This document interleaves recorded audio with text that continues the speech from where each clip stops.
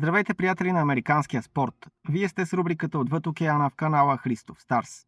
Днес е 29 юли 2026, момент, в който спортната треска в Северна Америка достига точка на кипене. Само десетина дни след драматичния финал на световното първенство по футбол, тук на американска земя страстите не само не отихват, но се пренасят с нова сила в домашните лиги. Тази седмица е белязана от блясъка на мача на звездите в МЛС, където най-добрите от Америка се изправят срещу елита на Мексико.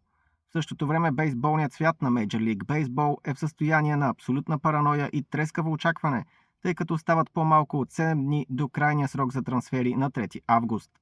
А за десерт имаме исторически победител на легендарните тухли в Индианаполис в Наскар. Пригответе се за най-подробния обзор, който сте гледали. Започваме! И започваме с футбола, или сокъра, както го наричат там. Днес, 29 юли, всички погледи са насочени към Шарлот, Северна Каролина. Стадионът Банк в Америка Стадиум е домакин на 30-я юбилеен мач на звездите в МЛС. Форматът за пети път противопоставя звездите на МЛС срещу тези на Мексиканската лига МХ. Но шоуто всъщност започва още предната вечер с наелектризиращия Skills Challenge на Трейст Филд. И мога да ви кажа, че видяхме неща, които ще се помнят дълго. Новото попълнение на Ванкувър Уайткап с легендарният Томас Мюлер постави нов рекорд в шутинг чалендж, събирайки невероятните 79 точки. Веднага след него обаче звездата на Синсинати Евандер изравни този рекорд в драматичен финал, удряйки движещата се цел в последния възможен момент. Местният герой на Шарлот, Тим Рим, спечели конкурса за пасове пред екзалтираната родна публика, а вратарят на Орландо Сити Максим Крепо триумфира в битките на вратарите. Въпреки индивидуалните успехи на МЛС, отборното реле беше спечелено от мексиканците от Лига МХ с време 1.34 минути. Докато звездите празнуват в офисите на лигата в Ню Йорк е горещо, Интер Майами официално обяви привличането на бразилския ветеран Каземиро. Бившият ас на Реал Мадрид се присъединява към Лионел Меси и Родриго де Пол в един истински галактикус от Флорида. Радостта обаче беше бързо помрачена. МЛС веднага започна разследване за нерегламентирани преговори. Оказа се, че LA Galaxy са държали така наречените Discovery права за играча и Майами може би са прескочили правилата. Това не е първият път, в който отборът на Дейвид Бекъм е под лупа. Помним случая с Блес Матюиди през 2020, който им донесе солена глоба. В последното издание на Power Rankings на Sports Illustrated, Интер Майами за първи път този сезон се изкачи на върха. Въпреки че Меси и Депол все още се възстановяват след финала на световното първенство, Луис Суарес е в режим звяр. 6 гола в последните 3 мача. На запад ситуацията е също толкова напечена. Лос Анджелис ФК са в невероятна форма благодарение на дуото Дени Буанга и Сон Хюн Мин. Буанга бе избран за играч на кръга, след като записа 2 гола и асистенция при разгрома с 4-0 над Спортинг Канзас Сити.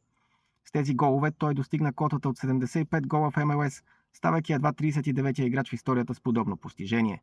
В същото време в Чикаго дебютът на Робърт Левандовски не премина по план. Чикаго Файър записаха 2 последователни загуби, а защитата им изглежда по-пропусклива от всякога, особено след контузията на Бекелези Бокази. Пренасяме се на бейсболния диамант. Приятели, в МЛБ настъпи седмицата на съдбата. Крайният срок за трансфери на 3 август е само след няколко дни и пазарът е в състояние на пълен хаос. В момента почти всеки отбор се чувства като претендент за плейофите, което прави цените на играчите астрономически. Ако търсите големите имена, които могат да сменят екипа до понеделник, ето ги. Тарик Скубал от Детройт Тайгърс, двукратният носител на Си Янг, е най-желаната фигура. Въпреки че Детройт са на 3,5 мача от плейофите, те може да се изкушат да го продадат за огромна пратка от млади таланти. Мейсън Милър от Сан Диего Падрес, феноменалният клоузър с strikeout рейт от близо 50%. Падрес обаче дадоха сигнали, че ще бъдат купувачи, което прави неговото напускане по-малко вероятно, освен ако някой не ги отнесе с оферта. И Луис Араес от Сан Франциско Джайантс почти сигурно е, че ще бъде продаден. Джайантс са в слаба форма, а Араес е най-добрият чисто дряч в лигата в момента. Седмицата обаче беше белязана от черни новини за медицинските щабове. Ню Йорк Янкис получиха тежък удар. Коди Белинджър е с разтежение на подколяното сухожилие и ще отсъства между 4 и 6 седмици. Това поставя янките в трудна позиция, тъй като и Аарън Джъдж все още лекува счупено ребро и не е подновил тренировки. Другият отбор от Ню Йорк, Метс, също е в паника. Суперзвездата им, Хуан Сото, влезе в списъка с контузени с травма в прасеца. Самият Сото заяви, че се надява да се върне на 100% още този сезон, но феновете са скептични. Oakland Athletics пък загубиха своя All-Star кетчър Ши Уанджелиърс за целия сезон след операция на менискуса. Въпреки драмите, магията на терена продължава. Шохей Охтани от Доджърс удари своя 23-ти хоумран за сезона, негов 10-ти лид-оф за годината. Това го изведе до 6-то място във вечната класация на MLB за най-много хоумрани в първите 3 сезона с нов отбор. В Чикаго асът на янките Герит Коул показа, че се завръща към най-добрата си форма след операцията. Той записа 7 страйкаута за 6 чисти ининга срещу Уайт Сокс. Матчът беше белязан и от комичен момент, когато Коул се сблъска с кетчера си Остин Уелс при опит да хване висока топка и след това се пошегува, показвайки на съдията жест за пас интерференс от американския футбол. Класирането към момента Лос Анджелис Доджърс остават номер 1 в лигата с 67 победи, следвани плътно от Милуоки Брюърс.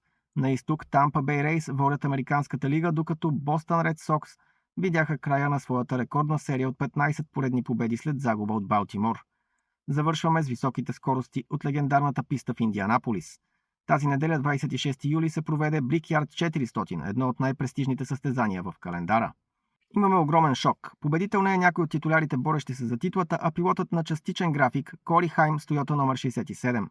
Това беше едва неговият 8-ми старт за сезона и 15-ти в кариерата му. Хайм успя да изпревари своя шеф и собственик на отбора Дени Хамлин при последния рестарт, донасяйки втора поредна победа за отбора си на това трасе. Най-щастливият човек на пистата обаче може би беше Тод Гилиланд.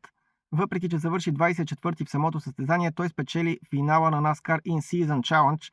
С това Гилиланд прибира големия чек от $1 милион, побеждавайки Райан Блейни в директния сблъсък на турнирната схема. От другата страна на монетата е Дени Хамлин. За 18-ти път той пропусна шанса да целуне тухлите като пилот. Хамлин водеше при последния рестарт, но липсата на синхрон между колите на Джо Гибс Рейсинг позволи на външната линия да го прескочи. Още по-зле се стече денят за Кайл Ларсън. Смятан за абсолютен фаворит, той изпука гума 5 обиколки преди края на първия етап и се размаза в стената, завършвайки на последното 39-то място. Това е огромен удар за него в битката за плейофни точки. Генералното класиране преди плейофите. Дени Хамлин остава лидер по точки, следван от Тайлър Редик и Райан Блейни. До края на редовния сезон остават само 4 състезания, а битката за позиции в плейофите е безпощадна. Приятели, това беше всичко най-важно от изминалата динамична седмица в САЩ и Канада. Както виждате, 2026 година се очертава като една от най-лудите в историята на американския спорт.